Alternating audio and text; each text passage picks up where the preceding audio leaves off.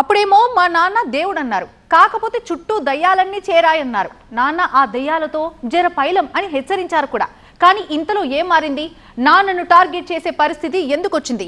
MLC Kalvakuntla Kavitha మండలిలో భావోద్వేగపూరిత ప్రసంగం చూసిన తర్వాత సగటు తెలంగాణ పౌరుడిలో కలుగుతున్న అనుమానాలు ఇవి. ఇంతకీ ఇదంతా అనుకోకుండా జరిగిందా, లేక కావాలని చేశారా? కవిత ప్రసంగ పాఠం ఏం చెప్తోంది? లక్ష్యం మారిందా?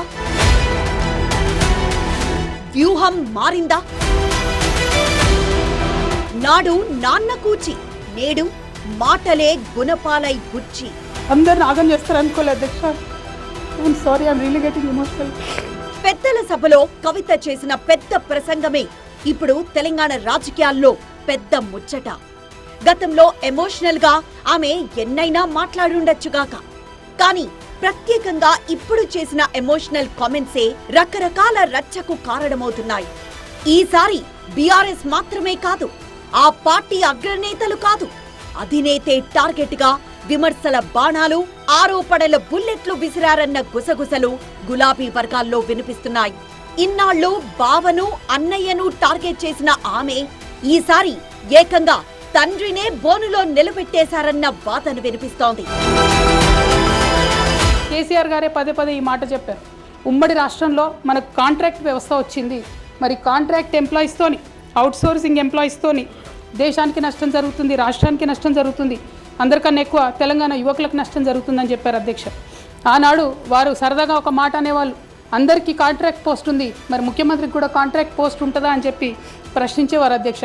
కానీ తెలంగాణ వచ్చిన తర్వాత 10 ఏళ్లలో కూడా కాంట్రాక్ట్ వ్యవస్థను మనం రద్దు చేసుకోలేకపోయినాం అధ్యక్ష.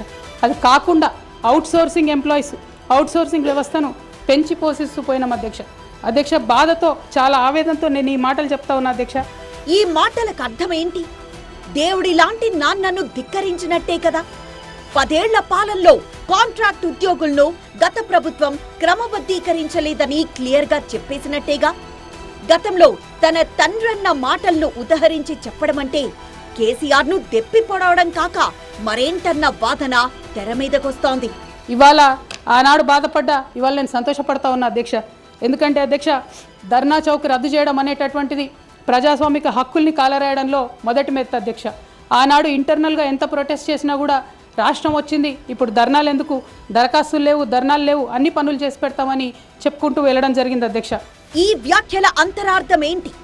ధర్నా చౌక్ తరలించే ప్రయత్నం అన్యాయమైందేనంటూ నాటి ప్రభుత్వ నిర్ణయాన్ని, దాని అధినేత కేసీఆర్ ను కవిత తప్పుపట్టినట్లేగా అంటున్నారు. పార్టీలో జరుగుతున్నటువంటి అవినీతి అధ్యక్ష, ప్రభుత్వంలో జరుగుతున్నటువంటి అవినీతిని ఎప్పటికప్పుడు నేను వారి దృష్టికి తీసుకెళ్లడం జరిగింది అధ్యక్ష. అమరజ్యోతి నుంచి మొదలు పెట్టుకుంటే అధ్యక్ష, అంబేద్కర్ విగ్రహం దగ్గర నుంచి మొదలు పెట్టుకుంటే అధ్యక్ష, సెక్రటేరియట్ నుంచి మొదలు పెట్టుకుంటే అధ్యక్ష, కలెక్టరేట్లలో కూడా తీరని అవినీతి జరిగిన మాట ముమ్మాటికి వాస్తవం అధ్యక్ష. దీనికి పెద్ద ఉదాహరణలు సిద్దిపేట, సిరిసిల్లలో కట్టినటువంటి కలెక్టరేట్లు 2 వచ్చినటువంటి మొదటి వర్షానికే 2 కూడా మునిగిపోయినాయి అధ్యక్ష. ఆ విజువల్స్ అందరం కూడా మనం చూడడం జరిగింది. ఈ వ్యాఖ్యల సారాంశం ఏంటి? 10 ఏళ్ల పాలనలో రాష్ట్రాన్ని అద్భుతంగా తీర్చిదిద్దామని బీఆర్ఎస్ నేతలు చెబుతుంటే, అబ్బే అంత సీన్ లేదన్నట్లుగా కవిత కొట్టిపారేసిన తీరు గులాబీ వర్గాల్లోనే కాదు, మిగతా రాజకీయ వర్గాల్లోనూ చర్చనీయాంశమవుతున్నాయి. 10 ఏళ్లలో విపరీతమైన అవినీతి జరుగుతుంటే కేసీఆర్ చూస్తూ ఊరుకున్నారన్నట్టుగా కవిత మాటలున్నాయన్నది బయట వినిపిస్తోన్న ముచ్చట. ఉద్యమకారుల విషయంలో తీరని నిర్లక్ష్యం గురైంది అధ్యక్ష. అనేక సందర్భాల్లో నేను పార్టీ నాయకులని, పెద్ద నాయకులను కూడా అనేక సందర్భాల్లో అడిగిన అధ్యక్ష.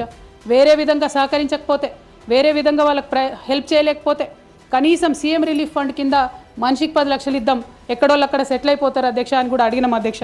అది కూడా చేయలేదు. 43 లక్షల మందికి పెన్షన్లు ఇస్తున్నామని గర్వంగా మనం చెప్పుకుంటున్నాం. ఉద్యమకారులు కాన్స్టిట్యున్సీకి 1000 మంది కూడా ఉండరు. ఆ 1000 మందిని పట్టుకుంటే ఇంకో 1,00,000 మందికి ఎక్కువైతుంది. వాళ్ళకు ఒక పెన్షన్ ఇస్తే వాళ్ళకు గుర్తింపులాగా ఉంటుంది, గౌరవంగా ఉంటుందని అనేక సందర్భాల్లో చెప్పినాం అధ్యక్ష. అది కూడా చేయలేదు అధ్యక్ష. ఉద్యమ సారథి పుత్రికగా కవిత చేసిన ఈ కామెంట్స్ అర్థమేంటంటే మాత్రం అర్థమైనోళ్లకు అర్థమైనంత.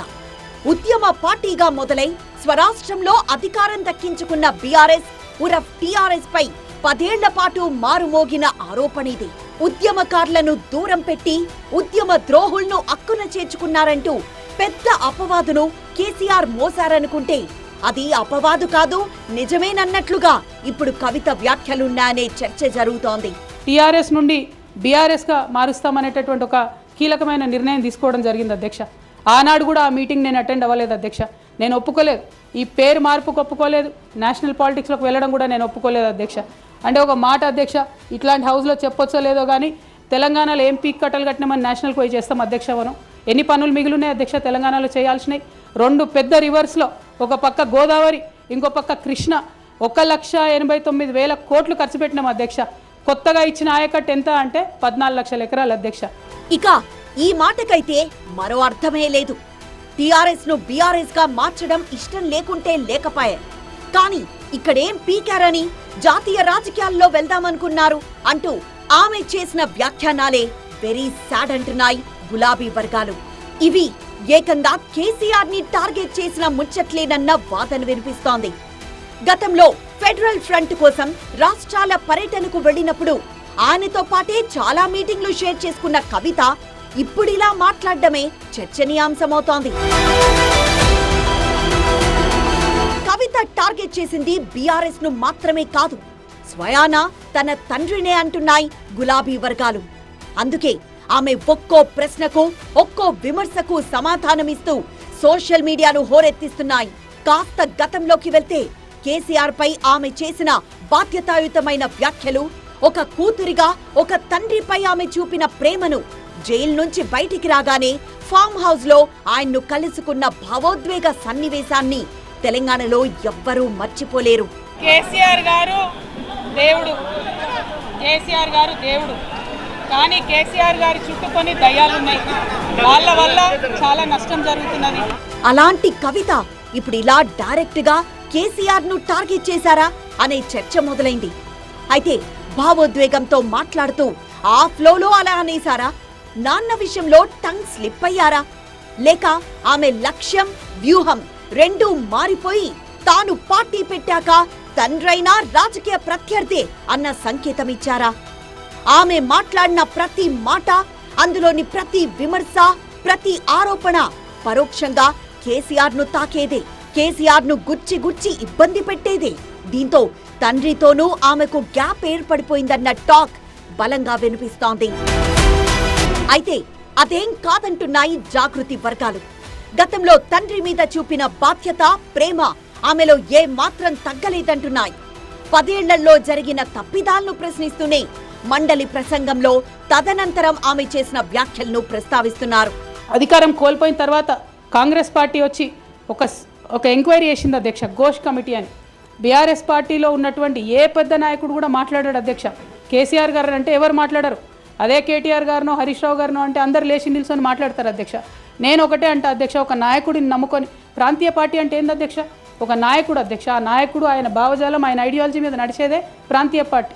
అది ఎన్టీఆర్ గారు పెట్టిన పార్టీ కావచ్చు, కేసీఆర్ గారు పెట్టిన పార్టీ కావచ్చు. ఆ పార్టీ నాయకుడికే దెబ్బ తగిలితే, ఆ పార్టీ నాయకుడి మీదకే మచ్చ వస్తే పార్టీ మనుగడకే అర్థం ఉండదనేటటువంటి ఉద్దేశంతో ఘోష్ కమిటీ అప్పుడు కూడా నేను ఒక్కదాన్నే జాగృతితోని ధర్నా చేసిన అధ్యక్ష. ఏ ఒక్కరు మాట్లాడరు అధ్యక్ష. ఆమె అనుకోకుండా అన్నారా? తండ్రికి తగలాలనే అన్నారా? అవన్నీ పక్కన పెడితే రాజకీయంగా ఈ అంశం పెను దుమారానికి దారితీస్తోంది. కేసీఆర్ పై ప్రత్యర్థులు వాడేందుకు బలమైన అస్త్రాల్ని కూతురు కవితే ఇచ్చారన్న అభిప్రాయం వ్యక్తమవుతోంది. మరి ఈ పరిణామం రాజకీయంగా ఎటు దారి తీస్తుందో చూడాలి. ఇక్కడేమో వైలెన్స్, అక్కడేమో సైలెన్స్. జిల్లాల పునర్విభజనపై ఏంటి అసలు వైసీపీ స్ట్రాటజీ? ఒకరేమో కొత్త జిల్లా వచ్చింది, మరొకరేమో కొత్త జిల్లా పోయింది, మరొకరేమో జిల్లా కేంద్రం అనే గుర్తింపు పోయింది, అక్కడ అవుననటం లేదు, ఇక్కడ వద్దు అనటం లేదు. ఏంటి వైసీపీ వింత వ్యూహం అనేది అర్థం కావటం లేదు. పరిస్థితిని ఎలా హ్యాండిల్ చేయాలో తెలియటం లేదా, లేక కావాలనే ఇలా వ్యవహరిస్తోందా అన్నది అంతు చిక్కట్లేదు.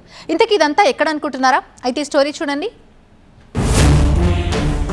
మదనపల్లిపై మౌనం, రాయచోటిపై రచ్చ, ఫ్యాన్ పార్టీ ప్లాన్ ఏంటి? ఎవరికి అనుకూలం, ఎవరికి ప్రతికూలం? రాష్ట్రంలో మరోసారి జరిగిన జిల్లాల పునర్వ్యవస్థీకరణ అంశం అంతకంతకు అగ్గిరాజిస్తోంది. కీలకమైన ఉమ్మడి చిత్తూరు జిల్లాలో ఈ పరిణామాలు కీలక మార్పులకే నాంది పలికినట్టు తెలుస్తోంది.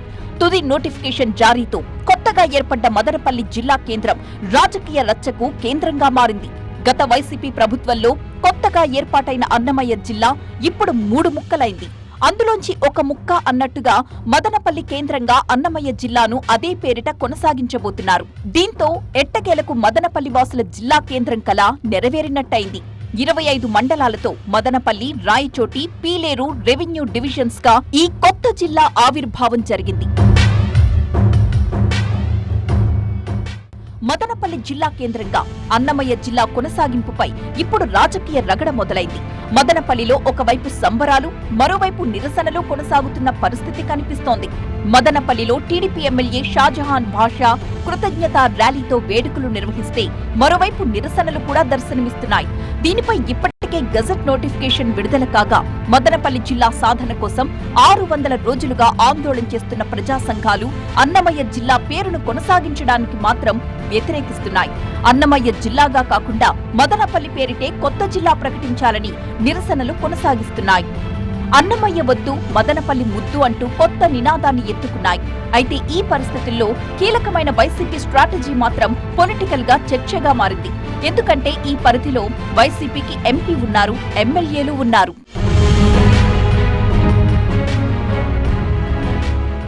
మూడు ముక్కలుగా మారిన రాజంపేట పార్లమెంటుకు ఎంపీగా పెద్దిరెడ్డి మిథున్ రెడ్డి ప్రాతినిధ్యం వహిస్తుంటే మదనపల్లి జిల్లా పరిధిలోని పుంగనూరు నుంచి పెద్దిరెడ్డి, తంబళ్లపల్లి నుంచి ఆయన తమ్ముడు ద్వారకానాథ్ రెడ్డి ఎమ్మెల్యేలుగా ఉన్నారు.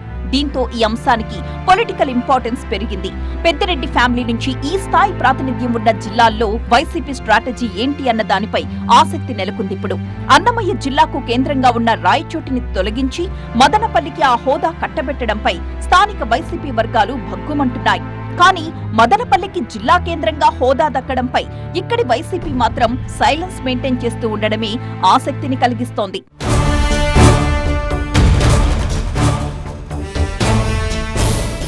రాయచోటి జిల్లా కేంద్రంగా కొనసాగుతుందంటూ ఇటీవల మంత్రి రాంప్రసాద్ రెడ్డి బల్లగుద్ది మరీ చెప్పారు. ఒకవేళ రాయచోటి విషయంలో ఏమాత్రం తేడా వచ్చినా రాజీనామాకు సైతం సిద్ధమని ప్రకటించి సంచలనం రేపారు. కానీ ఆయన ఒకటనుకుంటే ప్రభుత్వం మరోలా తలచింది.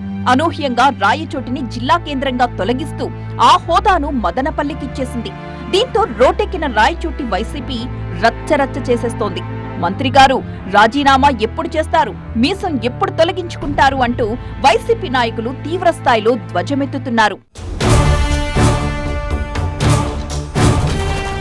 మదనపల్లికి జిల్లా కేంద్రం దక్కడం పట్ల స్థానికంగా అంతా సంబరాల్లో మునిగి తేలుతుంటే ఇక్కడి వైసీపీ మాత్రం మౌనంగా చూస్తూ ఉంది. దీని వెనకాల రాజకీయ వ్యూహం ఉండొచ్చని క్యాడర్ చర్చించుకుంటోంది.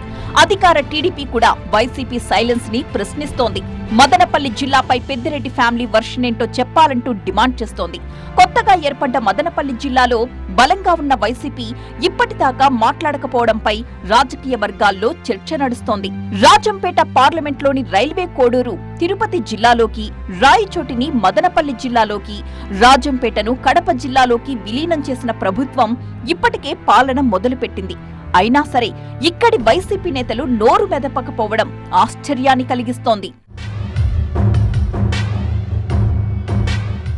మదనపల్లి, రాయచోటి, పీలేరు, పుంగనూరు, తంబళ్లపల్లి నియోజకవర్గాలతో మదనపల్లి జిల్లా కేంద్రంగా ఏర్పడిన అన్నమయ్య జిల్లాలో జిల్లా కార్యాలయాల నుంచి కార్యకలాపాలు షురూ అయ్యాయి.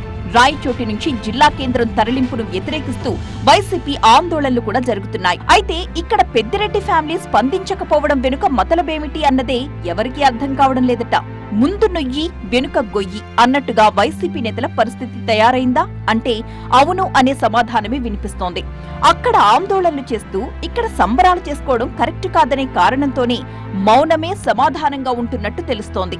మరి ఇలా ఎన్నాళ్లు వ్యవహరిస్తారు అన్నదే ఇప్పుడు పొలిటికల్ సస్పెన్స్ గా మారింది.